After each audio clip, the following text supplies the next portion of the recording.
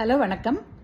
நாம் என்ன type of food சாப்பிட்டோம்னாலும் நம்ம தொண்டையில் இறங்கின உடனேயே நேராக ஸ்டமக்கில் போய் குடலில் போன உடனேயே அது எந்த டைப்பு, நார்த் இண்டியனோ சவுத் இண்டியனோ ஃபாரின் ஃபுட்டு ஸ்வீட்டு காரம் எது சாப்பிட்டாலும் ரைட்டா, அது குடலில் போன உடனே அது பேசிக் இதுவாக பிரிஞ்சிடும்.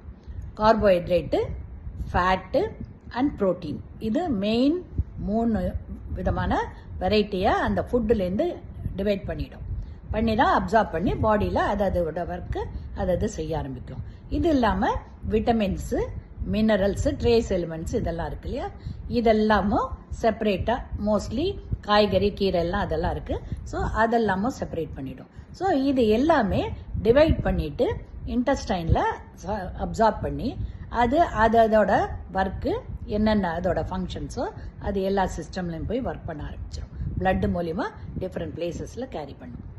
இதுதான் ஃபுட்டு, ரைட்டுங்களா?